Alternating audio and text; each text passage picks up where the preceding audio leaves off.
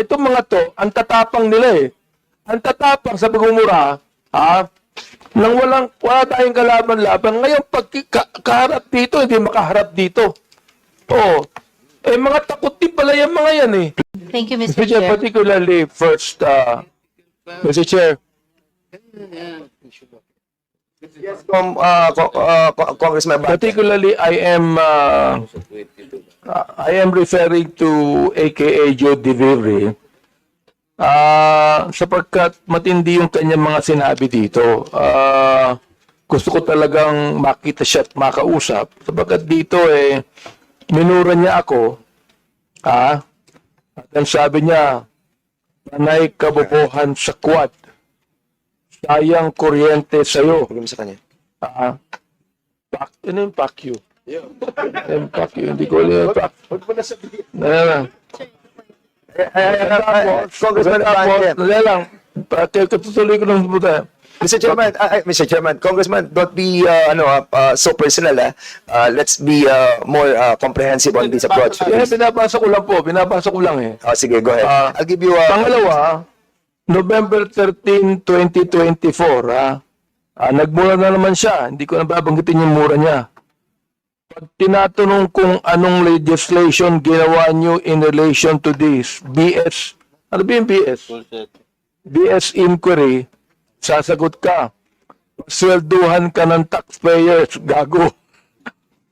November 3, 2024, si Benny Abante at si Romel Marbil ay mga protektor ng illegal na droga dahil pilit nilang pinalalabas na hindi ito ganoon kasama. Oh. Tapos sabing ganyan, si Dan Fernandez and Ace Barber's survey are depressing. Alam na nila na matatalo sila sa eleksyon. So what is the hearing for? Smoke screen for the discount. Tinabi ko ito sapagkat matindi po itong mga akusasyon na ibinigay nitong gusto ko nilang magmura eh. Hindi na ako magbumura muna. Oo. Kailangan po, itong mga to, ang tatapang nila eh. Ang tatapang sa pagmumura, nang wala tayong kalaban-laban. Ngayon, pag kaharap dito, hindi makaharap dito. Oo. Eh, mga takot din pala yung mga yan eh. Please hold your fire, please. I'm Just on the process of administrative, ano pa lang muna tayo, Congressman Abante. We can tackle that on the interpellation. Mr. Chair, gusto ko lang pong bagitin tong kanya excuse letter. O nakalagay dito, after meaningful consultation with my lawyers, gumayap pa na abogado. I have decided to respectfully decline. Respectfully? Minumura tayo, respectfully? To share my knowledge on matters. Hindi knowledge ang kailangan natin. The lawyer, if this is like... Oo. Ask the lawyers kung libelous yung ginawa niyo o slander. No, O nakalagay, I would like to categorically state that I am neither paid by POGO operators. Hindi na pinag-uusapan. Pinag-uusapan natin yung mga sinabi niya. O, tapos respectfully, Elizabeth Joey Cruz. Nga nakikinig po sa atin ngayon, nanonood ngayon. Humarap ka dito, kumatapang ka. Hirap sa iyo, nagbumura ka. Nang dyan na wala kaming kalaban-laban. Humarap ka dito. Dito. Namo. Chairman. No, wait. Quiet, Chairman. Please observe, refrain from laughing or whatever expression you wanted to, please observe decency and, of course, Chair, I move that we strike out. with all due respect, with Congressman Abante, I feel your sentiment, I feel your sentiment, but we are in the process of finding out the, yung pong implementation of the 10175, and I respect your freedom of expression, but what I'm trying to tell you is to refrain from the fire that you wanted to express, but for now, nandun pa lang po tayo sa administrative matter, and we wanted to finish that, and then we will be discussing, or we will be approving the ground rules. Wala pa po yung ground rules, and kaya nga po, doon sana yung kay Chairman Abante, doon papatak yan sa ground rules. Anyway, having said that, siguro we'll proceed to the next item Mr. of our Chair, agenda, is to approve. So that we can have an orderly hearing, we must first approve the ground rules.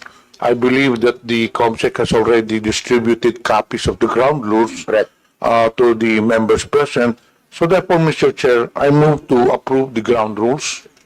Yes, there's a motion to approve the ground rules. And I believe that the members of this committee have already received the yung pong ground rules natin, and you have already read it. So siguro I need a second motion for this. Any second motion? Second. This was duly seconded. Any objection? Hearing none, the said motion is now approved. Administration of Hindi mo babasahin naman ang ground rules. So the next item of our agenda is for all the Mr. Chair, yes, Congressman Zamora. I would like to reiterate my earlier motion to strike out the expletive that was mentioned by my idol, Representative Abante. Earlier. Second motion. Mr. Chair, Second motion. I object because it was not an expletive. Sinabi ko lang, namo. That can mean anything. That 1 minute can mean suspension. anything.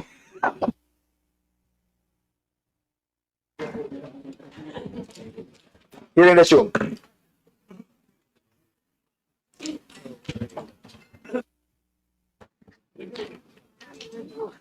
If that is the... Huh? So it was seconded, Mr. Chairman.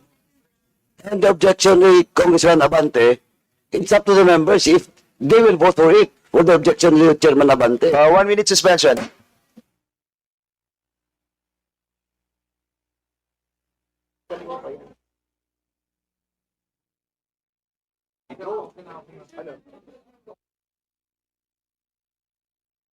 Okay na. Hearing resume. So there's a motion to strike out the word that was delivered by Congressman Abante, and this was duly seconded. Any objection?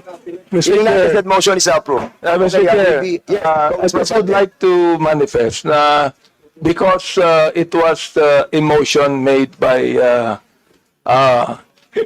she's just like a daughter to me because her father is a very good friend of mine. So I would like to withdraw my objection, although it is not actually an expletive. Yeah. But I'm withdrawing it for the sake of the motion, Mr. Chair. So the next item of our agenda is the administering the oath of the resource persons. Those who have been invited to attend this committee hearing, please stand up, and the COMSEC is hereby directed to administer the oath of the resource persons.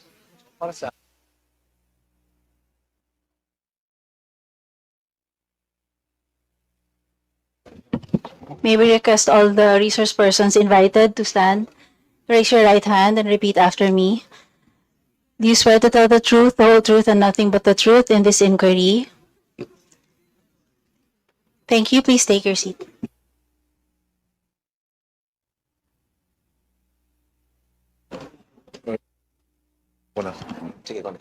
Mr. Chair, once again, Go ahead. we would like to have an orderly proceedings of the hearings. So therefore, we have some reminders.